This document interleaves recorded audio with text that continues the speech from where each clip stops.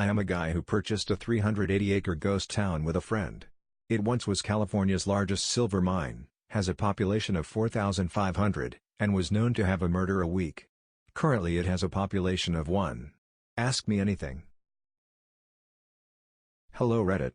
My name is Brent and with my friend John purchased the former mining town of Cerro Gordo this past July 13th, Friday the 13th.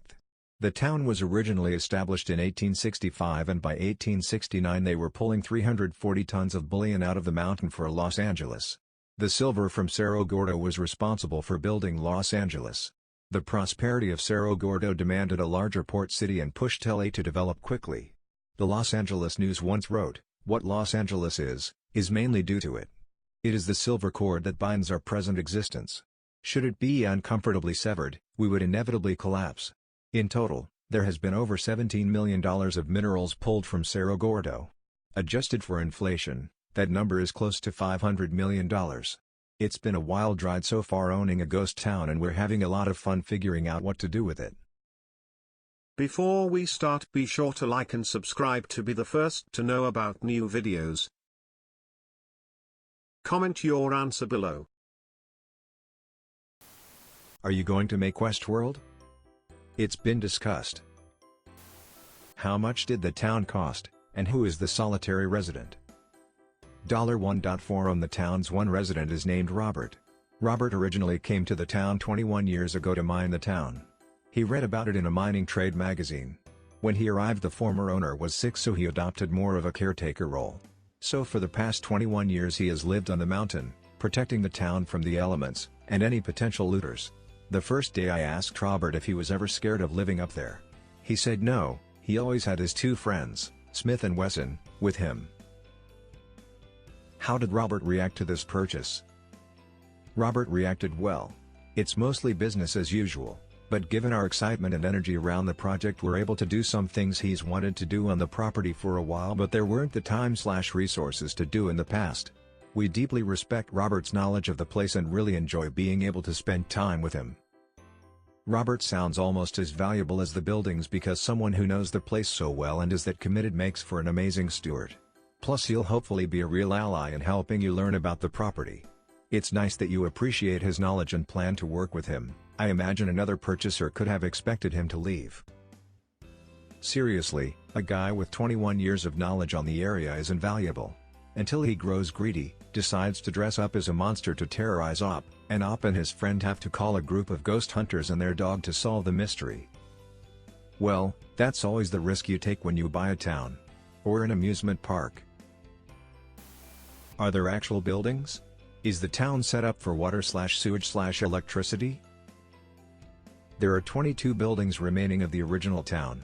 We have electricity and septic fields. Water has to be trucked up currently. What is the long-term plan for water? Is it simply that you have to drill super deep or what? Or can you persuade the state or county to supply water? That seems like an awfully important issue to me. Since you own the town, are you allowed to tear the whole thing down to rebuild or is it protected as a historic site by the state? It isn't technically preserved as a historic site but there are lots of interested parties in the place. We have absolutely no intention of tearing anything down. The history is why we were attracted to the place and to us the biggest selling point. Is there a way to get it protected or registered as a historical landmark? There are. As the landowner they can hire someone to write up a National Register nomination. Takes a lot of research to put together. They could go the easier route though and just get it recommended eligible for listing which has the same protections as an actual listing, just not the added potential grant money for renovations. Since it's on private land the only way they would be required to have it archaeologically and architecturally recorded would be if they got federal money to do some work on it. If they keep the funding private then they can do almost anything they want. California probably has some laws so they can't just bulldoze it tomorrow, but if they took the proper steps they probably could. Will you guys be re-implementing the weekly murders? Given the current population, I believe that would be called suicide and I absolutely do not want that. Robert is the best thing about the place. How much of the original town is standing? Are you planning to reconstruct historically or build contemporary structures instead? There are 22 of the original buildings standing, including the original bunkhouse that housed a lot of the miners and the original hotel/saloon.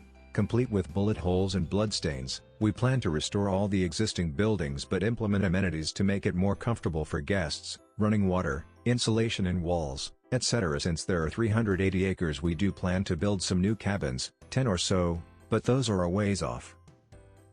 That sounds ambitious and exciting. Best of luck. Sounds like Westworld. Are you planning on moving there yourself? How far do you have to travel for basic supplies, groceries, etc.? Yes. I hope to move there for at least a few months this summer. It's really one of the most beautiful places I've been, and I think it is important to spend time on the land to learn about it and see what we should do with it. The town of Lone Pine is about 45 minutes away. They have a grocery store, gas station, hotel, etc. I'll be driving up 395 from Los Angeles a few times this summer. Are you accepting visitors? Yep. Come on by. Or email hello@saragordomans.com before you stop by and we can make sure to set up a tour. Excellent, I'll make the trip as well this summer. Thank you. Have you considered allowing films to shoot there? There have been a few in the past. The intro scene to Iron Man when they blow Iron Man out of that bunker in Afghanistan was actually shot at Cerro Gordo's roads. That makes a lot of sense. I thought it looked like California desert.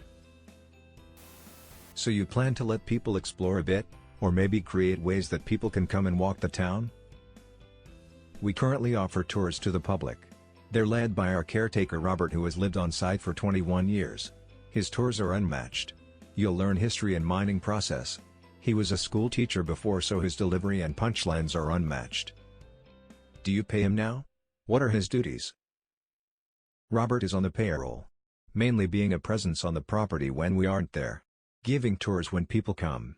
Letting us know when something breaks. Coordinating people that come up, contractors, etc. Seems like a great pickup line. Hey, wanna come back to my town? Not many options on Tinder out there. I checked. So Robert swiped right on you, eh? You have been visited by Sad Cat. Like this video and subscribe to the channel to make Sad Cat happy again.